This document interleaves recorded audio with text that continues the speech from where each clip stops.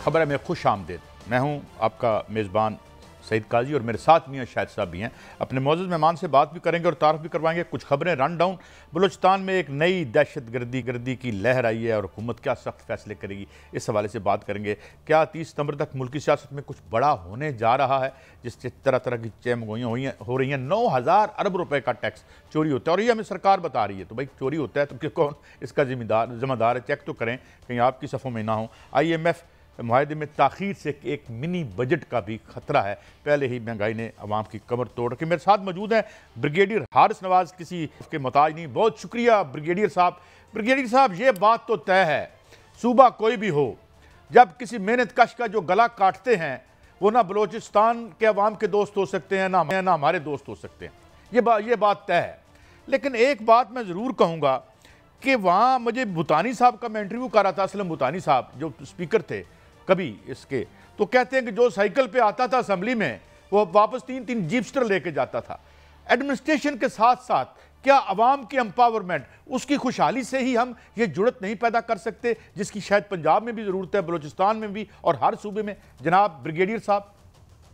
हाजी साहब, बात यह है, देखें, चाहे बलोची का खून हो या पंजाबी का हो या हमारे पश्तून भाई का हो या सिंधी का हो, ही इज पाकिस्तान।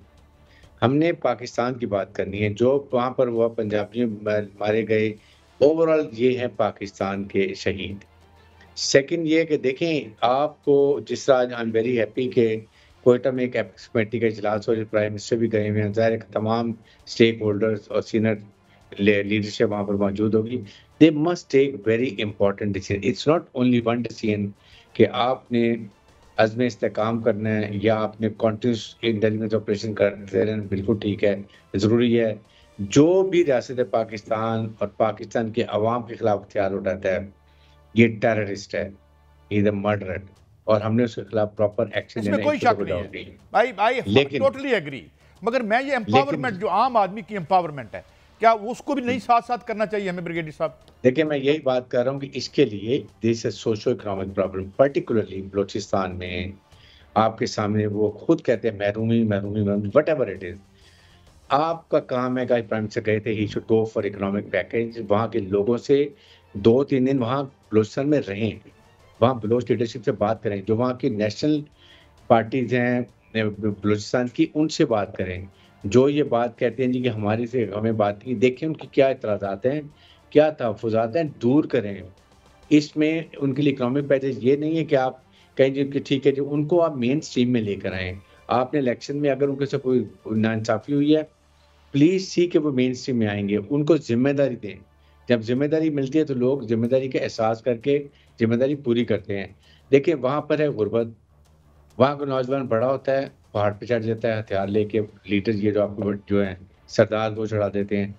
आप उनके लिए वहाँ पर इंडस्ट्री लगाएँ, रोड कम्युनिकेशन बनाएँ, हॉस्पिटल बनाएँ, स्कूल बनाएँ। आप नौजवानों में अक्ल शऊर आ रहा है, वो करते हैं तालीम हासिल करना, लेकिन क्या उन सबको मौके हासिल हैं? इसके साथ-साथ जो आपके political party, national political parties हैं, आप उनसे ज़रूर मुज़ाकरात करें जो पाकिस्तान के आईन और कानून को एक्सेप्ट करते हैं, जो उसकी पाबंदी करते हैं। आप उनके तहफ़्फ़ुज़ात सुनें और ये इस बलूचिस्तान के फ़ैसले बलूचिस्तान में जाके करें। फेडरल मिनिस्टर, प्राइम मिनिस्टर बैठे वहाँ पर, सुने वहाँ पर उनके चीफ मिनिस्टर क्या प्रॉब्लम है, क्या उनके लोगों की प्रॉब्लम है। ये ऐसे मसले हल नहीं होंगे। साथ ही साथ ये ऑपरेशन बिल्कुल करें, इस पे कोई नहीं है। लेकिन जो पहाड़ों से खुद हथियार डाल के पाकिस्तान आइन को, कानून को एक्सेप्ट करते हैं, उनसे आप बात करें, उनको ज़रूर हेल्प करें। जैसे वहाँ जिसके पास ज़मीन है, ट्यूबवेल नहीं है, आप कलेक्टिव कोई ऐसे दें कि उनको ट्यूबवेल लगा दें सोलर के। उनको और कारोबार की ज़िंदगी, जो मवेशी पालते हैं, वो मवेशी दे दें। उनको मसरूफ़ करें। होता ये है कि जो गरीब आदमी हैं, नौजवान जिसके बहन की तालीम होती है, शादी करनी होती है, भाई की तालीम है, माँ-बाप की सेहत का इलाज करना है, पैसे नहीं है।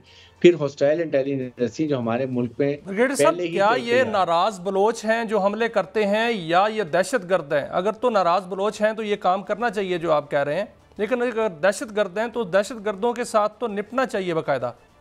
मैं बात कर रहा हूँ जो अभी नाराज बलोच कोई नहीं है, या वो दहशतगर्द है या पाकिस्तान आइन और कानून को मानता है, 2 चीज़ें हैं।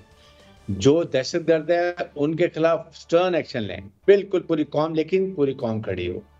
पूरी कौम, I mean government, security forces and people of Pakistan, everybody has to be focused on one direction, that is कि हमने पाकिस्तान की मुसल्लह फौज के साथ खड़े होना है, उनकी मदद करनी है, और जो उनके शहीद होते हैं उनकी सोचें, उनके लवाकिन से हमदर्दी का इज़हार करें।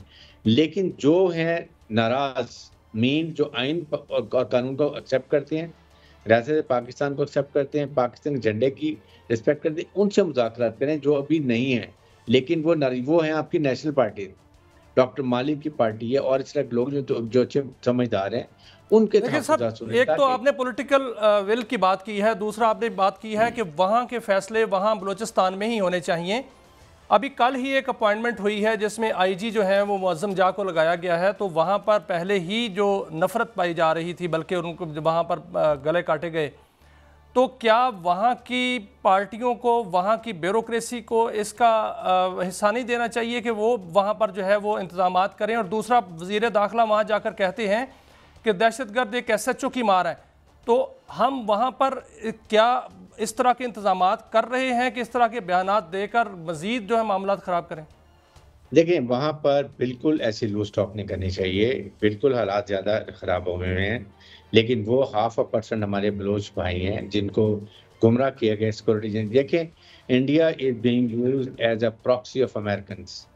वो प्रॉक्सी चाहे चाइना के खिलाफ इस्तेमाल करें, ये पाकिस्तान में ओपनली इशू ये है कि वो आपको बलूचिस्तान में इकोनॉमिक तरक्की करने नहीं देना चाहते। आप एक इस्लामिक मुल्क है, मैं बार बार कहता हूँ, आप इस्लामिक मुल्क है, आप न्यूक्लियर मुल्क हैं, आप फौज बहुत बड़ी लड़ाका फौज है, जियो सिचुएशन बहुत अच्छी है। अगर इकोनॉमिक तरक्की करेंगे तो अपने मुल्क के फैसले अपने मुल्क के मफादात में करेंगे। आप IMF वर्ल्ड बैंक की बात नहीं सुनेंगे, ये वो नहीं चाहते, क्योंकि आप न्यूक्लियर मुल्क हैं एंड इस्लामिक मुल्क, समझ लें। इसलिए पूरी कौम को इकट्ठे होने की जरूरत है, पूरी कौम खड़ी हो जाए तब ये मसला हल होगा। अकेली फौज से दहशतगर्द को मारती रहेगी।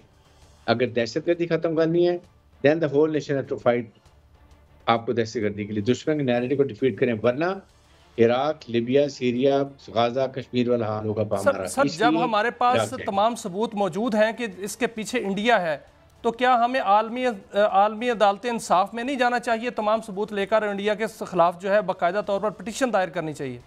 देखें, आपको वहां भी जाना चाहिए, आपको यूनाइटेड नेशन में जाना चाहिए, आप अमेरिका ने डायरेक्ट बात करें कि what the hell you people doing. आप अफगानिस्तान में गन छोड़ के गए हैं, वो आप गन साफ करें। आप क्यों वेपन एमुनिशन वहां पे छोड़ के गए थे? आपको नहीं पता it should fall into the hand of this all terrorist organisation.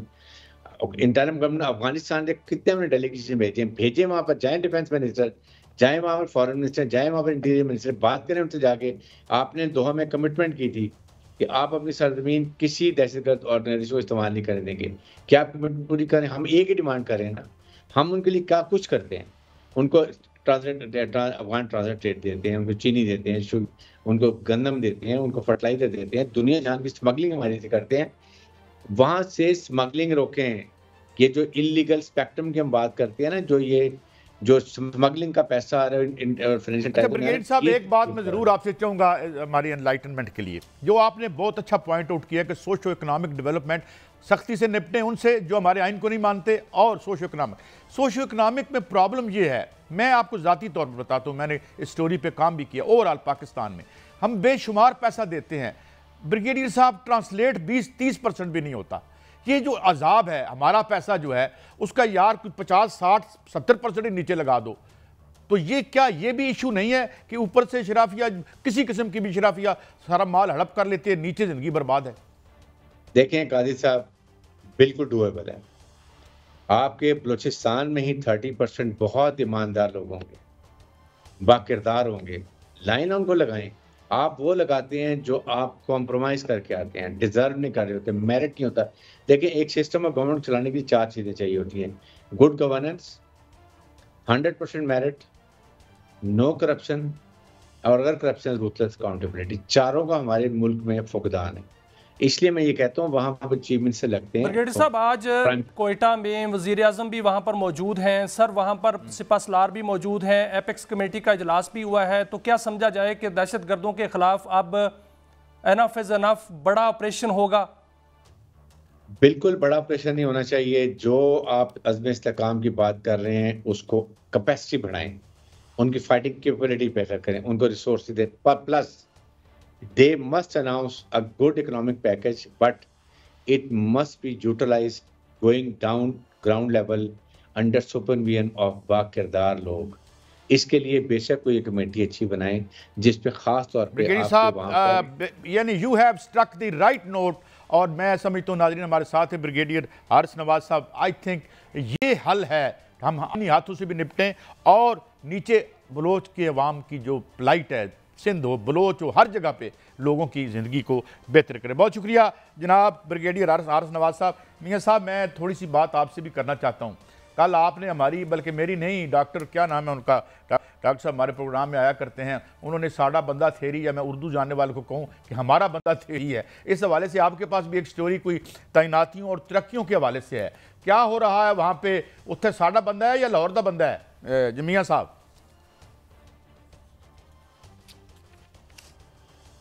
काजी साहब, यहाँ पर जो वफाकी ब्यूरोक्रेसी है इसमें एक म्यार बना लिया गया है, और जो सिलेक्शन बोर्ड का इजलास होना था वो तो नहीं हुआ।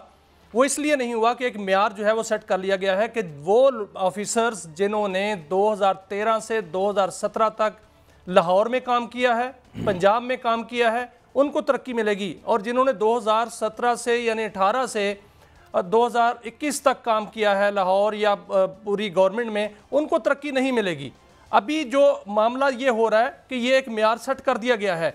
41 असामियाँ खाली हैं ग्रेड 22 की, लेकिन वहाँ पर 11 असामियाँ ऐसी हैं जिन पर उन्होंने जो जूनियर ऑफिसर्स जो हैं उनको तैनात कर दिया है। सीनियर ऑफिसर्स को इसलिए तैनात नहीं कर रहे कि वो लोग थे जिन्होंने उस टेन्योर में काम किया है 2018 से 2021 में, इसलिए उनको जो है वो तैनात नहीं किया जा रहा। ये वो लोग थे जिन्होंने KPK में काम किया, जिन्होंने बलूचिस्तान में काम किया, जिन्होंने सिंध में काम किया, उनको इसलिए तैनात नहीं किया जा रहा कि शायद वो हमारी बात ना माने। उन लोगों को तैनात किया जा रहा है जो मिनोअन हुकूमत के इक़दामात पर आंखें बंद करके दस्तखत करें, आंखें बंद करके वो पॉलिसियाँ चलाएँ, आंखें बंद करके जो है यस सर कहें। वो उन लोगों को जो है तैनात भी किया जा रहा है, उन लोगों को जो है वो सिलेक्शन भी की जा रही है, और उन्हीं की जो है तरक्की भी दी जा रही है। अभी पिछले 6 अगस्त को एक इजलास हुआ है यहाँ पर सिलेक्शन कमेटी का, और उसमें महकमाना कुछ जो है वो तरक्कियाँ दी गई हैं। उसमें देखें कि जो पुलिस ग्रुप के लोग हैं उनमें से वो लोग जो हैं वो उनको तरजीह दी गई, जो अपना बनना थ्योरी के तहत तरजीह दी गई और उनको प्रमोट किया गया। और जो उसके बाद पुलिस और पास ग्रुप के जो थे उनमें भी वो लोग जो हैं तरक्की दिए गए जिनको जो है वो अपना बंदा कहा गया, और वो उनके बंदे थे। लेकिन ये काम कौन कर रहा है? बहुत से जो वज़ीर हैं वो नाला हैं, और उन्होंने वज़ीर आज़म से भी शिकायत की है कि जो आहत चीमा साहब हैं उनकी बात नहीं सुनते। और आहत चीमा साहब कहते हैं कि मैंने ऐसी रिपोर्टें तैयार कर ली हैं कि जिनकी कारकर्दगी बेहतर नहीं है उनको तरक्की नहीं मिलेगी। लेकिन वो जो कारकर्दगी वाले ऑफिसर्स हैं उनका जो CV देखा जाए या उनका कैरियर देखा जाए तो उनकी कारकर्दगी की शानदार मिसालें हैं, लेकिन वो तरक्की नहीं पा रहे। और इस हवाले से बेचैनी फैल रही है काजी साहब पूरी ब्यूरोक्रेसी में कि अब हम किधर जाएं, हम किसके बंदे बने? क्या रियासत का काम करें या हम किसी एक मखसूस जमात का काम करें? अगर किसी पर जो है वो उस हुकूमत में काम करने का लेबल है तो वो इसमें तरक्की नहीं मिलेगी, अगर इस पे लेबल है तो उसको तरक्की नहीं मिलेगी। एक नया म्यार जो है वो सामने आ चुका है, और अगले आने वाले दिनों में आप देखेंगे कि वो बंदे प्रमोट होंगे, वो बंदे जो हैं वो मखसूस वजारतों पे लगेंगे जो लाहौर में और पंजाब में काम कर चुके होंगे, और जो 2013 में और 2017 तक जिनका सर्विस जो है वो पंजाब में और लाहौर में होगी, उनको प्रमोट किया जाएगा। जो 23 कॉमन के लोग हैं उनको नहीं लगाया जा रहा। 24 कॉमन के लोग जो हैं जूनियर लोग, उनको जो है 22 ग्रेड की पोस्ट पर 21 ग्रेड का बंदा जो है वो लगाया जा रहा है। यानी साडा बंदा होएगा तो फिर काम लेकिन मियाँ साहब देखें, बंदा बेशक प्राइम मिनिस्टर साहब हर एडमिनिस्ट्रेशन अपना बंदा ज़रूर लाती है, अमेरिका में भी। लेकिन मैं इस बात पे एक ब्रेक की तरफ बढ़ूंगा, मेरिट पे लगाएं। डबल तनख्वाहों पे आपने ब्यूरोक्रेट्स को रखा, और जो इधर से इधर LDA CDA क्या क्या वहाँ पे हो रहा है, और क्या माशी युद्धम मचा हुआ है। कोई काम करें, कोई लोगों की खिदमत करें, दयानतदारी से काम करें। अब दयानतदारी, अब बददयानती अफोर्ड करने का नहीं रहा टाइम इस मुल्क के पास। एक ब्रेक बाद आएंगे, बहुत सी स्टोरियाँ। आसिफ करमानी साहब हमारे साथ होंगे, शहबाज राना साहब हमारे साथ होंगे, मैशत पे भी बात करेंगे, और सियासत पर भी एक छोटा सा ब्रेक।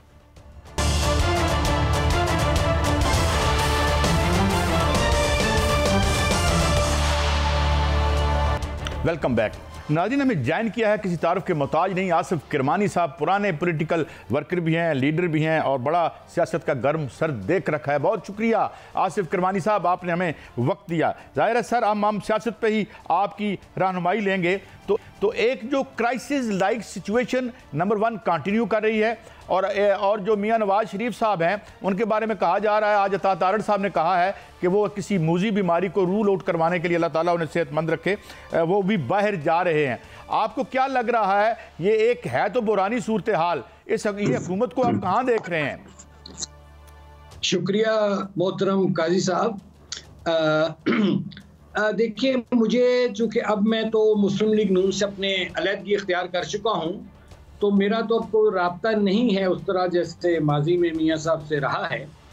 तो जहाँ तक मेरी एक अकल है या फहम है, मियाँ साहब चूँकि उनको फ्रीक्वेंट मेडिकल चेकअप की ज़रूरत होती है और वो माजी में भी जाते रहे हैं, तो मैं ये समझता हूँ कि वो अपने एक रूटीन जो उनका मेडिकल चेकअप है उसके लिए वो शायद जा रहे हों।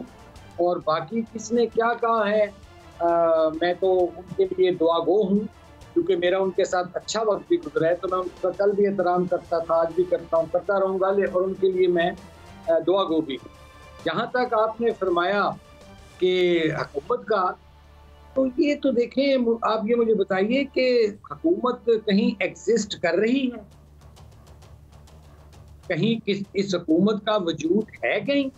देखिए ना, लॉ एंड ऑर्डर आपका ब्रेक डाउन है, इकोनॉमिक कंडीशंस आपके सामने हैं कि जो महंगाई है, गुर्बत है, बेरोजगारी है, जॉबलेस यूथ है, और ऊपर से जो ये बिजली के बिलों को इन्होंने बम बनाकर लोगों पर फेंके हैं। उसके बाद जो तो एक कॉमन मैन है काजी साहब, जो एक गरीब आदमी है, जो मिडिल क्लास का आदमी है, उसके लिए तो किरमानी साहब, मियां शाहिद बात कर रहा हूँ, आप बड़ी बात कर रहे हैं। और ये भी फरमाइएगा सर कि शेख रशीद साहब कहते हैं कि 30 सितंबर तक सियासत का ऊंट किसी करवट बैठेगा, तो सर क्या होने जा रहा है 30 सितंबर तक? आप क्या देख रहे हैं? सर, मैं तो सच्ची बात है शाहिद साहब, ये देख रहा हूँ कि इन लोगों से जो हुकूमत मौजूदा है, इनसे मामला चलाए नहीं जा रहे। इनकी तरजीहात और हैं और अवाम के इशूज़, पाकिस्तान के इशूज़, पाकिस्तान का जो क्राइसिस है वो और है। तो ये तो एक डंग टपाओ किस्म की हुकूमत है जो मैं समझता हूँ, और जो कि पॉलिटिकल टॉडलर्स हैं, इनएक्सपीरियंस्ड लोग हैं, इनकैपेसिटेटेड लोग हैं, इनकॉम्पिटेंट लोग हैं। तो मैं तो इतना इनसे इतनी अच्छाई की तवक्को नहीं रख रहा। सर, मियां साहब की क़यादत में हुकूमत चल रही है। मियां साहब तो माशाल्लाह 3 दफ़ा बल्कि वज़ीर आज़म रहे हैं। तो देखिए, मैं जहाँ तक समझता हूँ कि मियां साहब की ठीक है, रहनुमाई उनको मयसर होगी, लेकिन ड्राइविंग सीट पे मियां साहब नहीं है। ड्राइविंग सीट पे दूसरे लोग मौजूद हैं, और मियां साहब का मैं नहीं समझता कि जिस तरह वो खुद अगर इस ओहदे पर, वज़ारत उज़्मा पर होते, तो मेरा तजुर्बा जो बताता है तो फिर मामलात कुछ और होते। लेकिन अब तो जाहिर है, आपको मालूम है कि एक अरेंजमेंट है, एक कॉम्प्रोमाइज़ के तहत ये सारा सिस्टम चल रहा है, लेकिन पाकिस्तान नहीं चल रहा। असल मसला ये है कि पाकिस्तान फंस गया है और उसको चलाने के लिए किसी की तवज्जो नहीं। तो सर, क्या मियां नवाज शरीफ कंप्रोमाइज करके बैठे हुए हैं या कंप्रोमाइज शहबाज शरीफ ने किया हुआ है और मियां साहब नाराज हैं?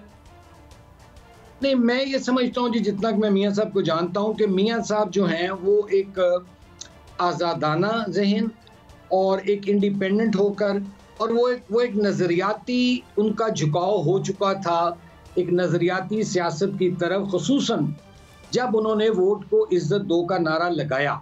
लेकिन अनफॉर्चुनेटली मियां साहब को ना पहले नजरियाती सियासत करने दी गई, ना उनको अब करने दी जा रही है नजरियाती सियासत, और उसका फिर नतीजा ये निकला कि आप देखिए कि जो एक तो सर कौन नहीं करने दे रहा? उनका भाई बैठे हुए वजीर आजम है, उनके भाई, छोटे भाई।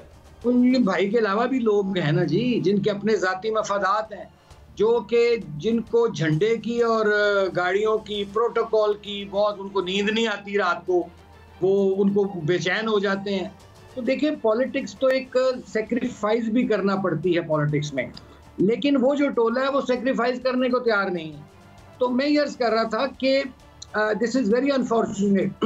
आप देखिए ना, जब आपने वोट को इज्जत दो के नारे से दस्तबरदारी इख्तियार की, उसको छोड़ा या यू टर्न लिया, उसके बाद आप बताइए कि नवाज शरीफ साहब और मुस्लिम लीग नून कहाँ खड़ी।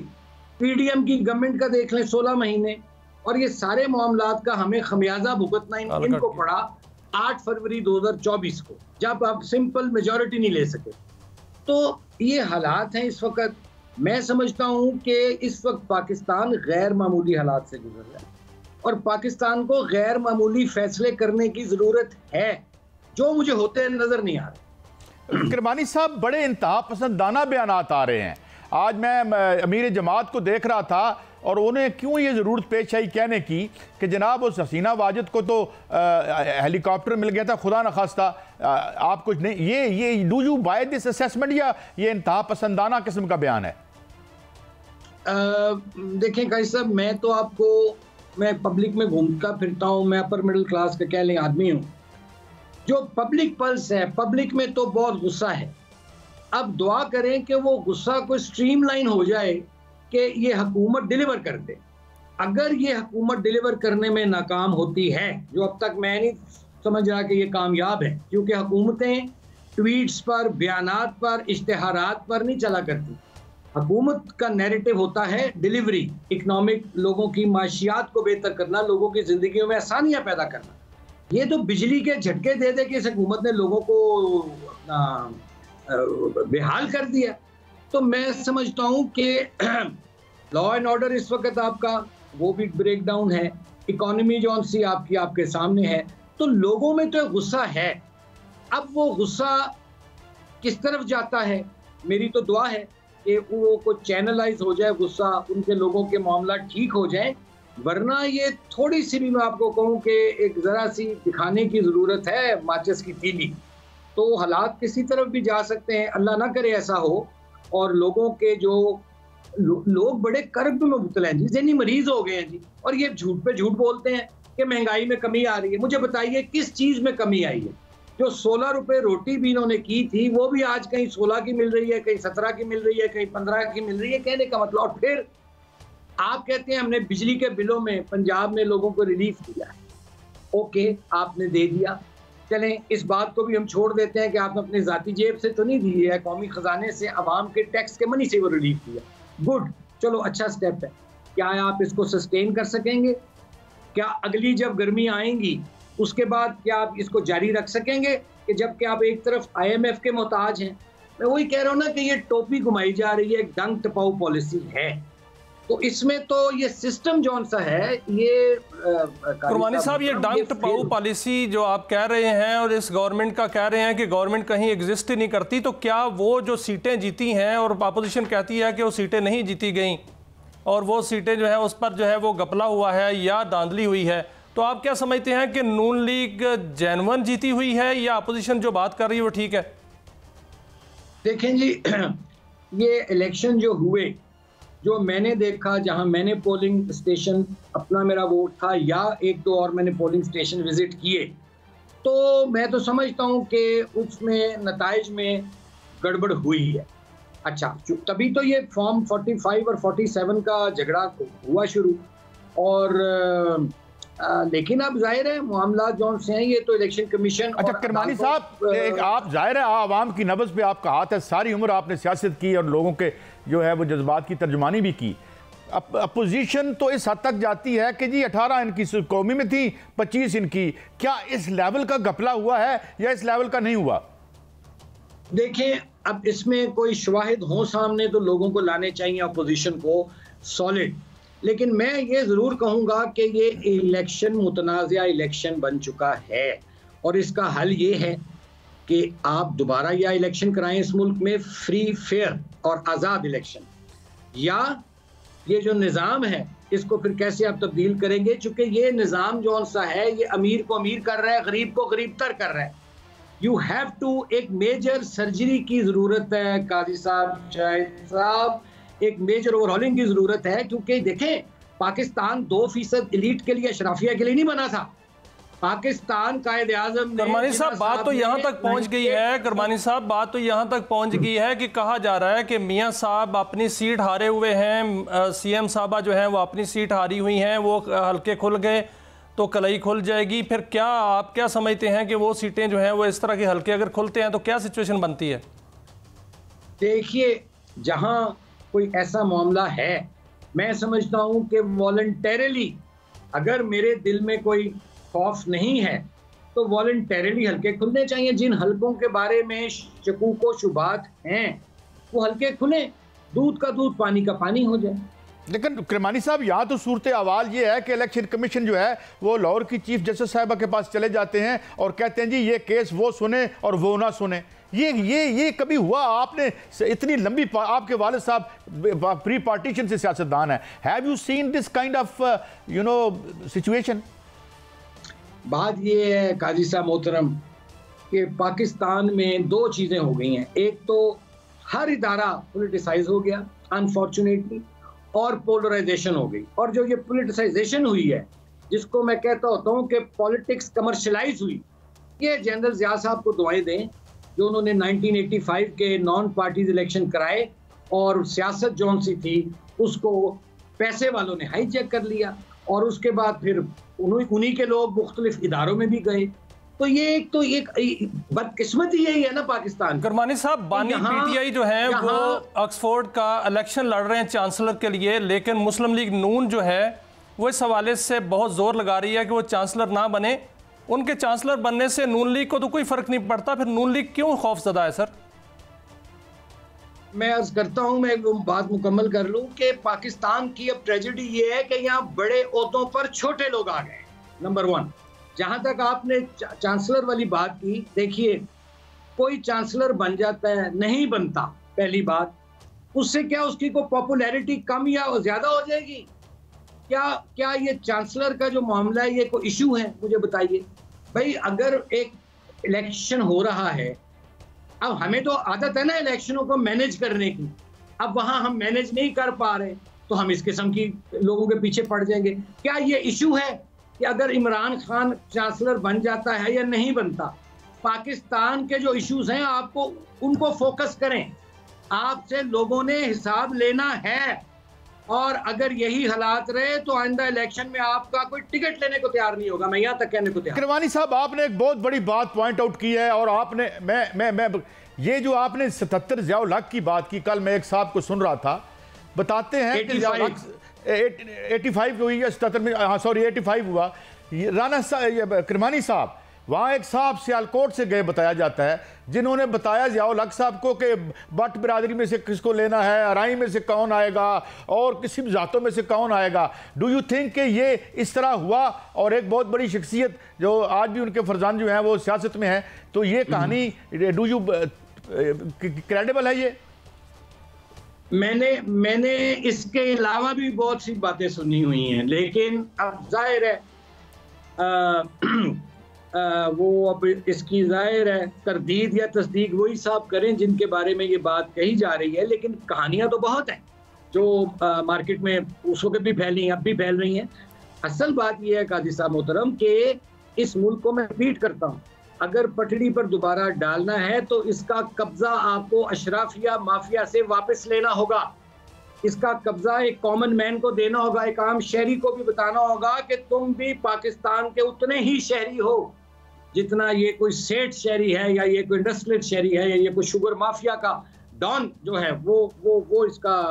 करमानी साहब, आपने एक छोटी सी बोतल में क्या कहते हैं कूजे में दरिया या समंदर बंद कर दिया। नाजरीन, हमारे साथ मौजूद थे आसिफ करमानी साहब, तारीफ के मोहताज नहीं, मगर जो बुनियादी तौर पर उन्होंने बात कही कि ये कब्ज़ा इशराफियत से छुड़वाना होगा, इस मुल्क के अवाम को आइनी रस्तों के ज़रिए अपने आइनी हकूक़ जो है वो लेने पड़ेंगे। एक ब्रेक लेते हैं, ब्रेक के बाद आएंगे ये IMF और एक नया जो खैर से मिनी बजट, वो तो रोज़ आता है, हर महीने आता है मिनी बजट, जो बिजली में 2-2.5 रुपये इजाफा होता है, इस पर बात करेंगे, क्या इसका कोई हल है? हमारे साथ रहिए।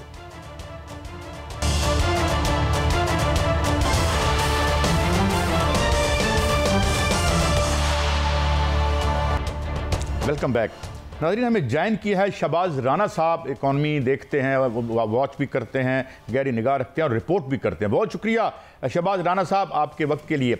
हजूर, सबसे पहले तो मैं यही आपसे पूछना चाहता हूँ कि कुछ अच्छी खबरें बाद में डिस्कस कर लेंगे, मगर ये जो एक नए या मिनी बजट की बात हो रही है, इन केस कोई अगर नहीं मिलता जल्दी हमें प्रोग्राम, तो क्या हमें प्रोग्राम मिल जाएगा और मिनी बजट से बच जाएंगे ताकि मजीद महंगाई का यलगार ना हो? राना साहब जी, बिस्मिल्लाहिर्रहमानिर्रहीम। देखिए, महंगाई की यलगार तो हो चुकी है। 1800 अरब रुपए के नए टैक्सेस लगाए गए हैं जून में, और जब ये नए टैक्सेस लगाए गए थे, और टैक्सेस इसलिए लगाए गए थे कि 13,000 अरब रुपए का रेवेन्यू इकट्ठा करना है FBR ने, तो उस वक्त हुकूमत को भी पता था, IMF को भी पता था और हमें भी पता था कि ये जो हदफ ये रखने जा रहे हैं 13,000 अरब रुपए का, ये हासिल नहीं होगा। यही वजह कि अब ये जो अगस्त का महीना है, ये कल इसकी कलेक्शन रिपोर्ट करेगा FBR, तो अभी इनिशियल इंडिकेशन यही आ रही हैं कि इसमें अच्छा खासा एक शॉर्टफॉल आ सकता है। FBR का जो इस महीने का हदफ है तकरीबन 900 अरब रुपए का है। उस 900 अरब रुपए के अगेंस्ट एक बड़ा अगर शॉर्टफॉल आ जाता है, और उसके बाद जो IMF का प्रोग्राम अगर वो भी सितंबर में नहीं होता, जो कि हुकूमत कह रही है कि सितंबर में IMF का बोर्ड इसकी अप्रूवल दे देगा, तो फिर अगर ये IMF का मामला अक्टूबर तक लटक जाता है और अगस्त में भी टैक्स का शॉर्टफॉल आता है, सितंबर में भी लाइकली आएगा, तो उसकी वजह से फिर IMF आपसे ये मुतालबा कर सकता है कि इससे पहले कि अगला जो प्रोग्राम है उसकी मंजूरी दी जाए। आपके जो पहले जो हमसे जो टारगेट, जो अहदाफ जो तय हुए थे, उसमें जो कमी पेशी हुई तो उसको पूरा करने के लिए आप एक नया बजट लेके आए। तो ये सही सब, ये जो नए बजट की बात है, ये पहले ही जो जून में ही तय हो गई थी कि अगर किसी भी स्टेज के ऊपर जो अगर FBR की कलेक्शन जो है वो शॉर्टफॉल उसमें आता है, तो हुकूमत एक ख़ास जो है वो मैयज़ लेगी। वो मैयज़ भी डिसाइडेड है कि कौन कौन से लेने और कौन कौन से नहीं लेने। और दूसरा आपका सवाल प्लीज जरा ये जरूर बताइएगा, कि कौन कौन से सेक्टर और हैं जिन पे मजीद बोझ डाला जाएगा। ठीक कहा आपने, महंगाई तो उन्होंने कर दी, मगर अब सितम और निशाना कौन होगा इस सितम का?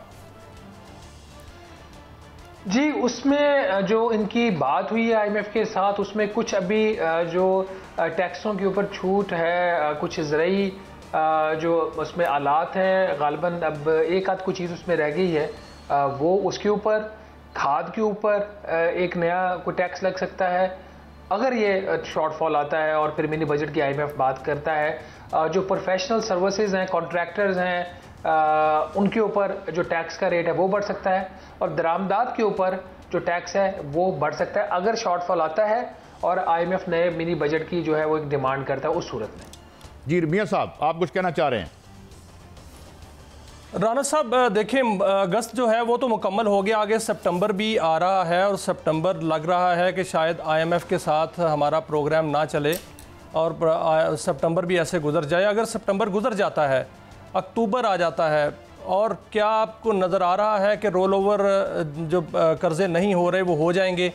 अगर ये ना हुआ तो फिर क्या होगा? क्या पाकिस्तान दोबारा उसी सिचुएशन में चला जाएगा जो कि कहते थे कि डिफ़ॉल्ट हो जाएगा? एक तो मियां साहब, मैं अभी इस चीज़ को नहीं कह रहा कि जो IMF के बोर्ड की मंजूरी है पाकिस्तान के 7 अरब डॉलर के कर्जे की, वो सितंबर में नहीं होगा। वज़ीर ख़जाना की ऑन द रिकॉर्ड स्टेटमेंट है कि सितंबर में हो जाएगा। अभी मैं इसकी फेस वैल्यू के ऊपर ही जाऊंगा, मैं इसके ऊपर ये नहीं कहूँगा कि प्रोग्राम सितंबर में नहीं होगा। अभी कुछ इनिशियल इंडिकेशंस आ रही हैं कि शायद प्रोग्राम सितंबर में हो जाए। अब हाइपोथेटिकली स्पीकिंग, अगर ये सितंबर में नहीं होता और मामला आगे चले जाते हैं, तो लेट्स से अगर अगले 2 या 3 माह भी पाकिस्तान और IMF के जो मामला है वो ख़राब रहते हैं, मैं ये नहीं कह रहा कि ख़राब होने जा रहे हैं, एक हाइपोथेटिकल सिनारियो में बात कर रहे हैं, तो फौरी तौर पर कोई ऐसा कोई डिफ़ॉल्ट वाली सूरत हाल इसलिए नहीं है कि पाकिस्तान के पास तकरीबन 9.3 अरब डॉलर के गैर मुल्की ज़र मुबादला के ज़खायर मौजूद हैं, जो इसकी आजकल की जो इम्पोर्ट्स का लेवल है 2 माह के लिए काफ़ी है। आपकी जो तरसीलात ज़र हैं वो फ़िलहाल बेहतर जा रही हैं। On an average 3 Arab dollar महीने का वहाँ से आ जाता है, 4.5 अरब डॉलर की आपकी ऑन एन एवरेज आपकी इम्पोर्ट होती है, फिर कोई 2.5 बिलियन डॉलर के आसपास आपकी एक्सपोर्ट होती है। डेट रीपेमेंट्स जो है वो मसला है, और जो डेट रीपेमेंट्स है उसमें जो आगे बहुत बड़ी पेमेंट आने वाली है वो दिसंबर में आएगी। तो वो भी उस सूरत में अगर सऊदी अरब अपना जो कर्जा वो रोल ओवर नहीं करता, तो अगर सऊदी अरब रोल ओवर कर देता है कर्जा, IMF का प्रोग्राम हो जाता है, तो फिर ऐसा कोई उसमें प्रॉब्लम नहीं आना चाहिए। लेकिन इसका मतलब ये नहीं कि पाकिस्तान की इकॉनमी सारी ठीक हो गई है और सारे मामला ठीक हो गए। अगर IMF का प्रोग्राम हो भी जाता है और दोस्त ममालिक जो है वो कर्जों को रोल ओवर कर भी देते हैं, तो लेकिन सर देखें, राणा साहब मूडीज कह रहा है कि पाकिस्तान की रेटिंग बेहतर हो गई है पहले से। सियासी तौर पर तो प्राइम मिनिस्टर का ये छलांगे मारना ठीक बनता है। आप उसकी देख लेते हैं रेटिंग पहले क्या थी और अब क्या है और बेहतरी क्या हुई है उसके अंदर। पहले जो रेटिंग थी वो CAA नेगेटिव थी गालबन, उसको अब मूडीज ने CAA2 कर दिया है। और उसके मुकाबले में अगर स्टैंडर्ड एंड पुअर्स की रेटिंग देखें, S&P जिसको बोलते हैं, वो उसने किया है CCC पॉजिटिव। अब जो CCC पॉजिटिव है, इसके जो बराबर की रेटिंग मूडीज की बनती है वो CAA1 बनती है। और ये जो रेटिंग है ये CAA2 से एक दर्जा नीचे है, नंबर 1। CCC पॉजिटिव हो या CAA2 हो, इसको हम कहते हैं अपनी लैंग्वेज में ये जंक रेटिंग है। ये वो रेटिंग नहीं है जिसके ऊपर हुकूमत पाकिस्तान आलमी मंडी में जाकर कर्जा उठा लेगी कमर्शियल बैंकों से सस्ते रेट के ऊपर, जब या फिर वो बॉन्ड्स फ्लोट करके उसमें बेहतर रेट्स के ऊपर कर्जा ले लेगी। उस काम के लिए हुकूमत को एक अच्छे रेट के ऊपर कर्ज लेने के लिए और एक विलिंग पार्टनर हो जो कर्ज दे सके, उसके लिए इन्वेस्टमेंट ग्रेड की रेटिंग चाहिए होती है, जो B कैटेगरी में फॉल करती है, C में फॉल नहीं करती। तो चूंकि लोगों को इतना बैकग्राउंड पता नहीं होता और प्राइम मिनिस्टर को का तो ये काम तो नहीं है, प्राइम मिनिस्टर को जो ब्रीफ किया जाता है जी कि मुबारक हो आपको, मूडीज ने एक दर्जा हमारी जो रेटिंग बेहतर कर दी, वो भी खुश होकर स्टेटमेंट दे देते हैं। इफेक्टिवली डायरेक्शन की बात करें तो डायरेक्शन तो इसमें आपको पॉजिटिव लगेगी जी। CAA2 से CAA1 पे चली गई है। जो S&P है उसने राणा साहब एक इशू यहाँ पर पाकिस्तान मुल्क में ये बना हुआ है कि जो ताजर हैं वो सरापा एहतजाज हैं और ताजर कह रहे हैं कि हमारे मुतालबात माने जाएं। उस तरफ दूसरी तरफ क्या अगर हुकूमत मुतालबात मानती है तो IMF इस पर राजी हो जाएगा? मियाँ साहब, इस वक्त जो ताजरों के मुतालबात है वो बिल्कुल जो है वो ठीक नहीं है और ताजर बरादरी जो है उनका राइट है, वो कोई भी मुतालबा कर सकते हैं। वो इस मुल्क के निज़ाम के अंदर आगे टैक्स अपना अदा नहीं करना चाहते और वो क़ुव्वतें, चाहे वो सियासी जमातें हो जो भी हों, जो ताजरों के इन मुतालबात की हमायत कर रही हो, मैं ये समझता हूँ, मेरी ज़ाती राय गलत भी हो सकती है कि वो कोई मुल्क की बेहतरी के लिए काम नहीं कर रहे। मगर राणा साहब यहाँ पे मैं एक इंटरजेक्शन करूँगा। मैंने कल एक ताजर से बात की कि ये आप पर टैक्स इंपोज हो जाता है 60,000 रुपया कोई एक खास जो उसकी ज़मीन या है उस पर, तो वो कहते हैं जी हम बिस्मिल्लाह लगा दें, हम आगे पास ऑन कर देंगे अपना एंड कंज्यूमर को, वो आप और मैं हैं। क्या उनकी अपनी आमदनी पर टैक्स लगाने का कोई तरीका नहीं है? जो आज भी खबर छपी है कि 8-9 हज़ार रुपया जो है वो टैक्स खा लिया जाता है, सरकार कह रही है, तो फिर ये हम पे ही नजला गिरेगा राणा साहब? नहीं, ये बात बिल्कुल गलत है, इंतहाई गलत बात वो कर रहे हैं। ये जो टैक्स स्कीम है ये कोई इतनी अच्छी नहीं है, लेकिन ये जो टैक्स लगाया गया है 100 रुपये माहाना से लेके 60,000 रुपये माहाना तक है, ये उनकी आमदन के ऊपर है, ये उनकी सेल के ऊपर नहीं है, उनकी खरीदारी के ऊपर नहीं है, उनकी फरोख्त के ऊपर नहीं है, ये आमदन के ऊपर टैक्स है। कि अगर आप 100 रुपया तो एक मजाक है ना, टैक्स पर मंथ की बात हो रही है, 100 रुपया एक मजाक है इस टैक्स का, ये कुछ भी नहीं है। ये तो अगर आप अब गाड़ी के टायर का पंक्चर लगवाने जाए तो 9,000 अरब रुपए का टैक्स चोरी होना, ये कौन चोरी करवाता है? इस तरह के मामलात कहां से होते हैं सर? ये भी एक हवाई बात है जी कि 9,000 अरब रुपए का टैक्स चोरी हो रहा है, ऐसा नहीं है। एस्टीमेट्स होते हैं, आपके टैक्स गैप्स हैं बिल्कुल, कोई 3 से 4 हज़ार अरब रुपए की कभी कोई बात करता है, कभी कोई कुछ कर रहा है। ये बेसिकली पोटेंशियल वर्सेस कलेक्शन की बात होती है कि आपका, फॉर एग्जांपल अगर हम ताजरों की बात करते हैं, अगर कोई कहता है कि ताजर बरादरी के ऊपर टैक्स लगा के आप 1,000 अरब रुपया इकट्ठा कर लेते हो, साल में कर सकते हो, और आप करते हो 17 अरब रुपया, तो जो बाकी आपका कोई 983 अरब रुपया कोई चोरी नहीं करवा रहा, वो टैक्स आप कलेक्ट ही नहीं कर पा रहे। तो ये दोनों चीज़ों में फ़र्क है। और इस वक्त जो सबसे weak moral, legal, ethical argument है वो ताजरों का है कि हमने टैक्स नहीं देना। भैया आपने क्यों टैक्स नहीं देना? क्या आप इस मुल्क में नहीं रहते? क्या आप इस मुल्क से बिजली, गैस, पानी की सर्विसेज नहीं लेते? क्या आप इस मुल्क की सड़कें इस्तेमाल नहीं करते? क्या आप इस मुल्क के एयरपोर्ट इस्तेमाल नहीं करते? क्या आप इस मुल्क के अस्पतालों में नहीं जाते? बिल्कुल मुल्क बंद कर दें, ये आपका आर्गुमेंट के हवाले कर दें, ये आर्गुमेंट बिल्कुल टैक्स लें। आपका आर्गुमेंट बिल्कुल ठीक है, टैक्स देना चाहिए, मगर बात यह है कि जब सरकार खुद चोरी में शामिल हो, कैपेसिटी पेमेंट पे ट्रिलियंस ऑफ रुपीस जो हैं इन्होंने फ्लीस किए, 2015 के 2 नंबर मुआहदे किए, 1993 में जो इन्होंने मुआहदा किया, ये खुद हुकूमत भी करते हैं, माल भी खाते हैं, आप और मेरे टैक्स से गाड़ियों में पेट्रोल डलवाते हैं, बिजली का बिल भी नहीं देते और ऊपर से मलाई उतार के जो है 5-6 साल बाद लंदन चले जाते हैं। तो राणा साहब, और ये सारा मॉडल भी 2 नंबर निकला। मेरा सवाल है सही साहब आपसे, आपने इस दफा अगर आप मुनासिब समझे इसका जवाब देना, ये प्राइवेट क्वेश्चन है, क्या आपने इस दफा वोट दिया था? मैं ये नहीं पूछूंगा किसको दिया था। राणा साहब, मैं आपसे एक पूरा शो करूंगा इस बात पे। सवाल ये है, स्टालिन ने कहा था कि वोट डालने वाले मैटर नहीं करते, वोट गिनने वाले मैटर करते हैं। जहां हमने ये इस मुल्क ने वोट डाला था वो पावर में है, वो तो जेलों में है, और जिनको जेलों में होना चाहिए वो पावर में है। तो मियां साहब, मैं अपने आखिर से वोट को क्या करूं, इसका कोई ऑमलेट बना लूं? राणा साहब देखिए सही साहब, आपने फिर भी वोट डाला ना, आपने जिसको भी डाला वो आपका कॉन्स्टिट्यूशनल राइट है, जो मैं बिल्कुल भी नहीं पूछूंगा आपने किसको डाला। जिसको अगर आपने अपोजिशन को भी डाला, मैं एग्जांपल ले रहा हूं, तो वही अपोजिशन इससे पिछली गवर्नमेंट में इक्तदार में थी, तो वो टैक्स चोरी रोक लेते। ये कोई आर्गूमेंट नहीं है जो ताजिर दे रहे हैं कि टैक्स चोरी हो रही है, पहले उसको खत्म करो फिर हम टैक्स देंगे। भाई ऐसे निजाम ठीक नहीं होते। हाँ टैक्स चोरी हो रही है, हाँ हर तरफ करप्शन है, गड़बड़ है। मियां राणा साहब, मैं एक दुख के दिल से सर्विसेज नहीं लेते, और वहां पे आप क्यों कहते हैं कि हमने सर्विस नहीं लेनी? मैं दुख के दिल से आपसे दुख के दिल से बात करता हूं।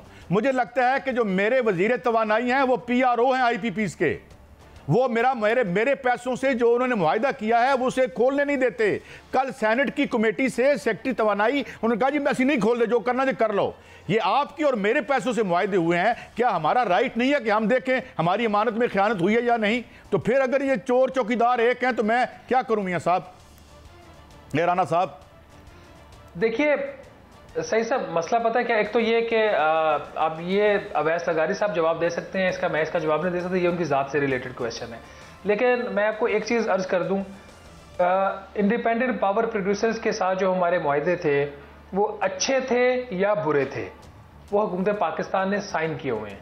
अगर वो मुआहदे गलत साइन हुए हैं तो वो उन ब्यूरोक्रेट्स ने, उन मिनिस्टर्स ने जिन्होंने ये साइन किया, मैं खास तौर पर ब्यूरोक्रेट्स का कहता हूँ, उनको कटहरे में पहले लेके आए। वो जो फॉरेन इन्वेस्टर है चाइना का, उसका इसमें कतन कोई कसूर नहीं है। या आप उनकी चोरी साबित करें, फिर उनके ऊपर एलिगेशन लगाए और उनके साथ एग्रीमेंट को रीनेगोशिएट करें।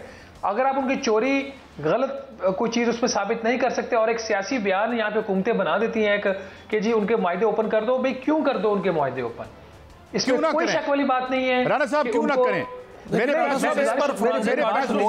पता चलेगा ना कि कहां से क्या हुआ था। पैसों से जो मुआहिदा हुआ उसको हम क्यों ऊपर ना करें, ताकि मुझे पता चले कि जिसने जिस हलफ लिया इन्होंने कि मेरी अमानतों में खयानत नहीं करेंगे, अगर खयानत की है तो आर्टिकल 6 तो लगाऊं ना उन पे, उनको खोल के ही पता चलेगा कि मेरी अमानत में खयानत हुई है। ये कौन सी चीज है उस मुआहदे को जिसका मुझे नहीं पता या आपको नहीं पता? मैं 2015 से उनके ऊपर लिख रहा हूं, आप मेरे से पूछ रहे हैं जिसका पूछना है। इशू ये नहीं है, ओपन का मतलब ये नहीं कि आप उनकी तफसीलात ना बताओ। ओपन दो मुख्तलिफ मतलब है इसके। एक मतलब ये है कि वो मुआहदे पब्लिक कर दिए जाए, उसकी जो कोर इन्फॉर्मेशन है, कितना मुनाफा है, कितनी इन्वेस्टमेंट है, कितना इक्विटी है, कितना कर्जा है, वो सारा मैं खुद दिसंबर 2018 में छाप चुका हूं। आप गूगल कर, वो पूरा आर्टिकल पड़ा हुआ है। इशू यहाँ पे नहीं, यहाँ पे ये ओपन का मतलब ये कह रहे हैं कि उसको रीनेगोशिएट करो। नहीं, मुआहदे अगर गलत हुए हैं, जो कि हुए हैं। राणा साहब मैं बताऊं, मैं राणा साहब थोड़ी सी इजाजत चाहता हूं, माफी चाहता हूं। हजूर, जो मुआहदे हुए हैं अगर वो खुल जाएं, जिस तरह से महातिर मोहम्मद ने खोले थे तो रातों रात IPPs वाले भाग गए थे, कंटेस्ट नहीं किया, क्योंकि जो टेक्नोलॉजी उन्होंने एग्री की थी, जिसके हम पैसे दे रहे हैं, वो टेक्नोलॉजी नहीं लगी। अगर ये खुल जाएं तो ये तो ब्रीच है, ये पहले दिन से ही फारिग हो जाएंगे, ये अंदर हो जाएंगे। और ये मेरा कहना नहीं, एप्टमा के चेयरमैन का भी यही कहना है कि अगर इसको हम अदालत में ले जाएं तो इनको तकड़ियां लग जाएंगी। मैं सही साहब, अगर मैं इसको एक्सप्लेन कर सकूं, मैंने आपको पहले गुजारिश ये की कि अगर उनकी चोरी है, कोई उन्होंने गलत बयान की है, वो तो पकड़े ना पहले, फिर बात करें हमने ये पकड़ ली ABC पॉइंट, अब आके हमसे रिनेगोशिएट करो। आपने उनका पकड़ा कुछ नहीं। मैं आपकी बात से मुराद है, मैं हुकूमत की बात कर रहा हूँ। हुकूमत ने उनका कुछ पकड़ा नहीं, उनकी गलत बयानी चोरी पकड़ी नहीं। और जी हमारी बिजली महंगी हो गई है, इन मुआहिदों को रीओपन करो और हमने रेट कम करवाने। अगर आप उन एग्रीमेंट्स को रीओपन भी कर लो, रीनेगोशिएट भी कर लो, जो टैरिफ में कमी आपको पता है कितनी आ रही है, जो हुकूमत की अपनी असेसमेंट है 3 से 4 पे फी यूनिट। आप एक मिनट यहां पे रुक जाइएगा।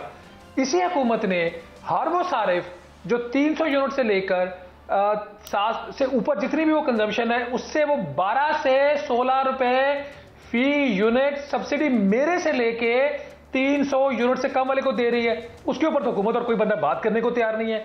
आपको पता है कि एवरेज जो नेपरा का जो टैरिफ है वो कितना है? वो है 33 रुपए फी यूनिट। और आपको पता है कि 700 प्लस यूनिट का टैरिफ कितना है? 48 रुपए 84 पैसे फी यूनिट।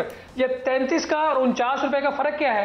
ये सब्सिडी हुकूमत मेरे से ले रही है और आपको लगाए, हम सबको लगाए ट्रक की बत्ती के पीछे। मैं एक गुजारिश सुन लीजिए, आप और हम सबको ट्रक की बत्ती के पीछे लगाकर कह रहे हैं कि एग्रीमेंट्स रीओपन कर लें और 3 रुपए की बजट हो जाएगी। भाई किसको बेवकूफ बना रहे हैं? 16 रुपए की सब्सिडी मेरी मुझे इजाजत दीजिए, मैं आपको बात नहीं कर रहे ये लोग। मैं अगर पावर में हो ना, हम तो वैसे तारीख में हार गए जो लेफ्ट के लोग थे, हम इन्हें उठा के बाहर फेंकें, इनको नेशनलाइज करें और बिजली फ्री कर दें, जिस तरह क्यूबा में है, इथियोपिया में है, शाम में है, हर जगह पे है। और ये हमारी जो मतलब but I will have a whole show with you on this issue. Rana साहब, it was a great pleasure to have you on the show and thank you very much for enlightening us. नाज़रीन, ये बात हम कहेंगे क्योंकि ये हमारी existence की बात है और मेरी ये ज़ाती राय ये है कि यहाँ पे जो जब हमने जिस सेक्टर को हमने प्राइवेटाइज किया वहाँ पे माफिया बन गया। आज कब्जा ग्रुप कहाँ से निकला? जब आपने हाउसिंग को प्राइवेट अच्छी तरीके से प्राइवेटाइज करते ना, उसको रेगुलेट करते, आपने माफिया बना दिए और ये माफिया हमारा गोश्त नोच रहे हैं। ये था हमारा आज का शो। अगले हफ्ते फिर मिलेंगे। इजाजत, अल्लाह हाफिज़।